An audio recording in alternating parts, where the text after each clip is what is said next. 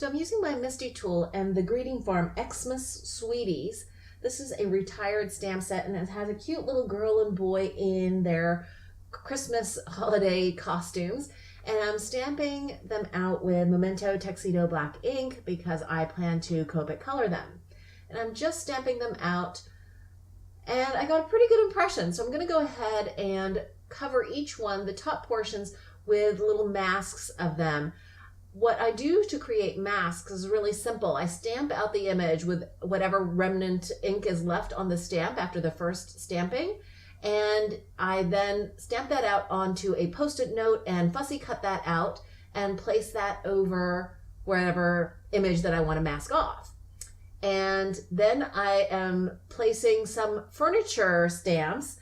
This stamp is from the Home Sweet Home collection from Joy Crafts, and I'm just placing the sofa there, and you might think it's odd that I am stamping it out kind of overlapping the little girl image, but remember I've masked that off so it's going to look like it's behind the little girl.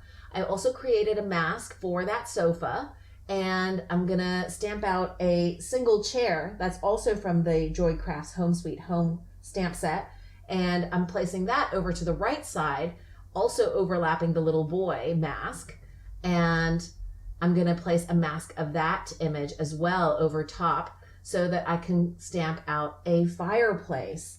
That fireplace is also from the Home Sweet Home collection by Joy Crafts, but it's from a separate stamp set.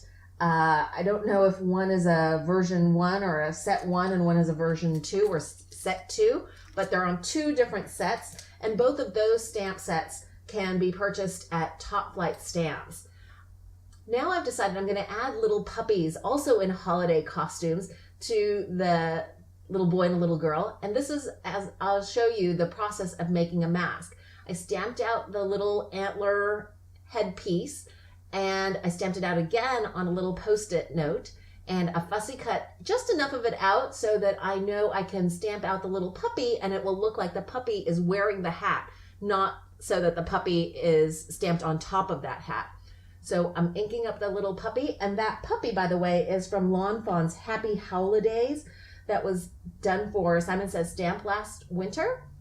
And I'm also doing a little Santa hat for another puppy because I want this little family here, the 2 dogs and the boy and the girl, to represent me and my hubby and our 2 pups. So I've stamped out the Santa hat. Now here's a mistake. I didn't create the mask.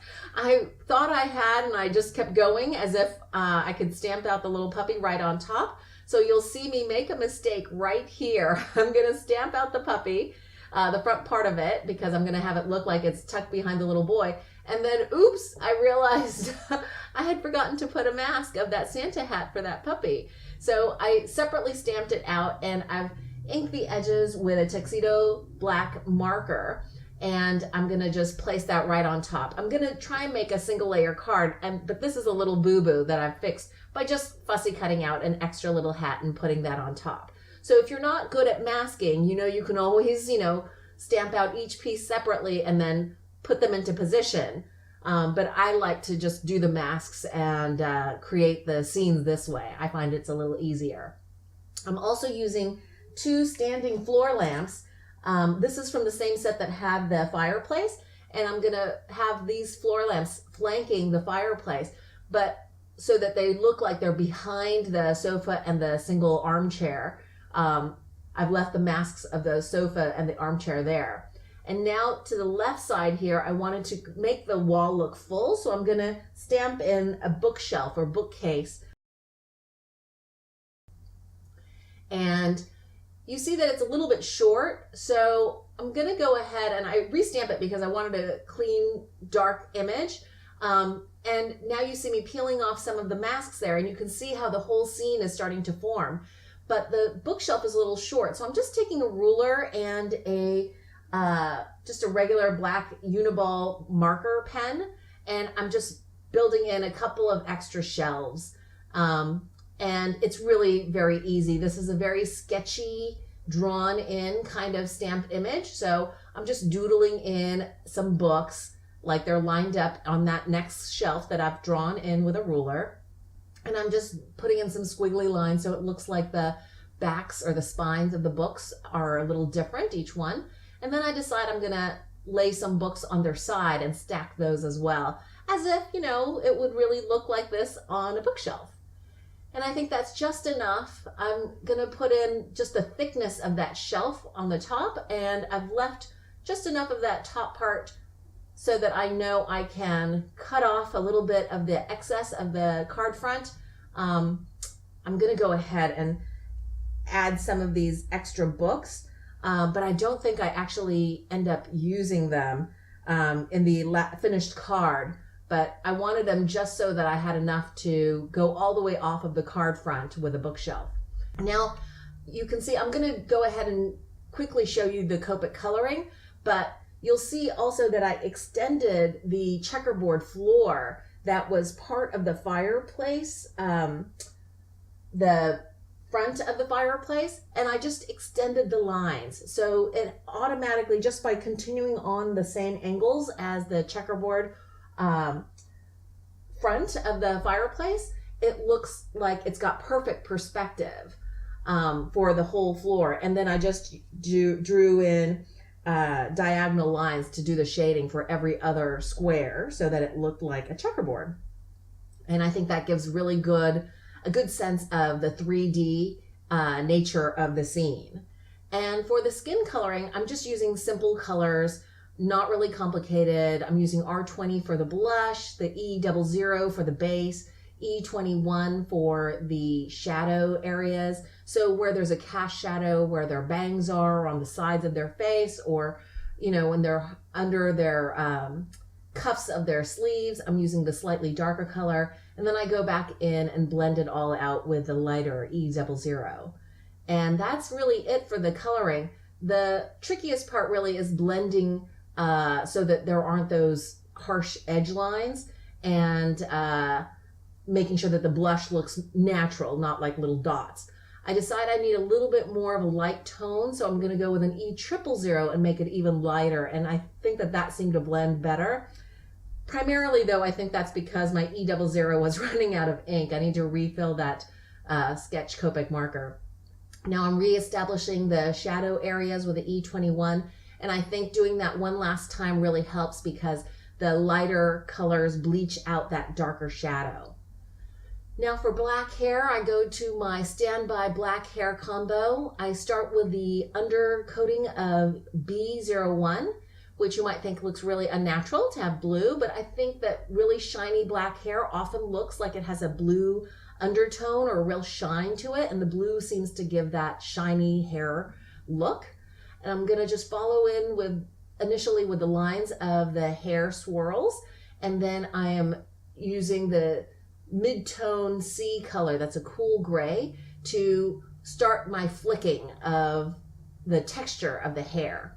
And I'm trying to do the flicking not just with straight flicks, but with a little bit of a curve so that it follows the curve of her hair. Now I'm gonna go in with a slightly darker cool gray. This is the C9, and it looks almost black until you have it next to like a 100 or something like that.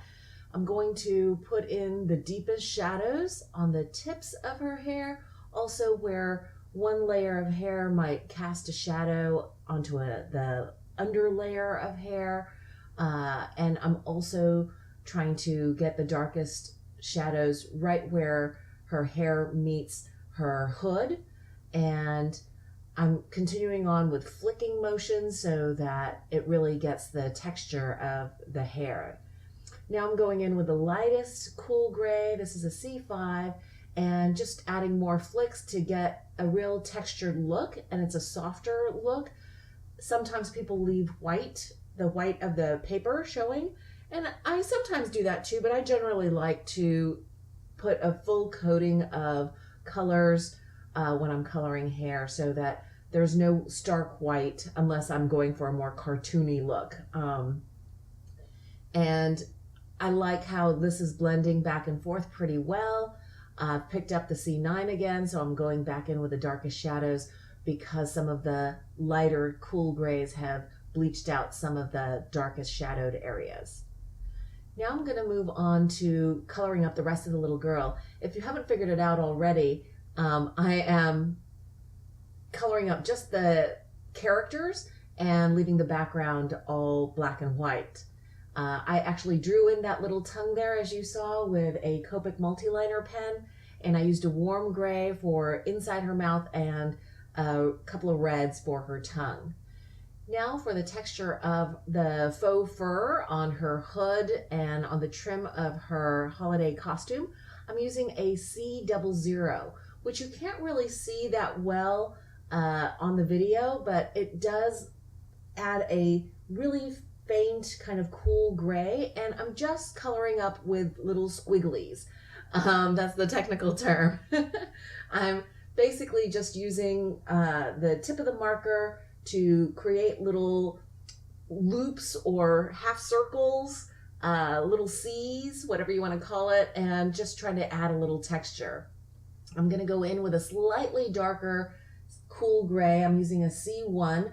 There's a CO or C0 in the middle there between those two, but I didn't think I needed that, and I didn't want the faux fur looking like it was really gray. I wanted it to keep it looking white, but with the shadows that would be natural to something that had a curly, furry texture.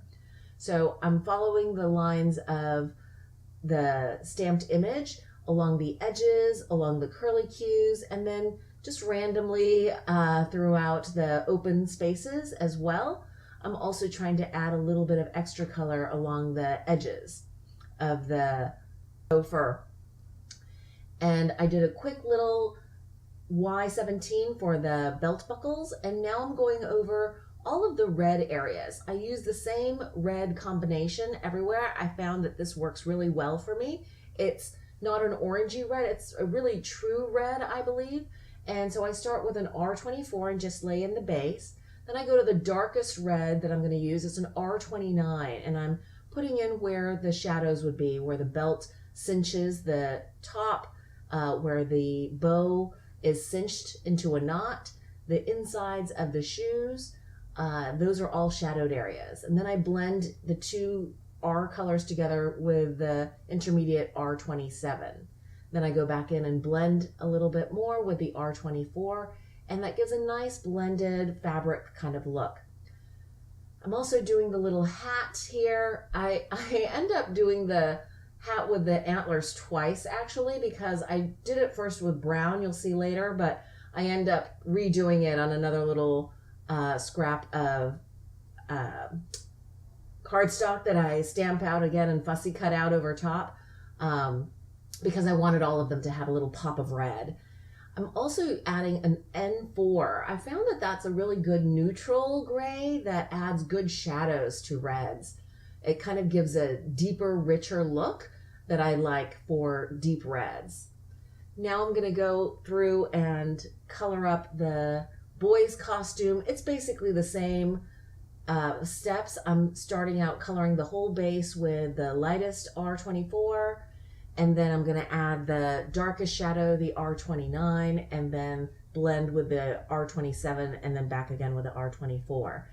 And then at the very end, I add that N4 for the gray shadows to really deepen and make the shadows even richer in the reds. So I've sped up the last coloring of this little boy 6 times normal speed. And I just wanted to let you know that all of this is to make a single layer card that has some spotlight Copic coloring. I really like the style of that, where you focus on coloring just certain parts of the card front images and leave everything else kind of in a neutral, whether it's black and white or craft and white or whatever it is. So you really get the pop of color just on the main images.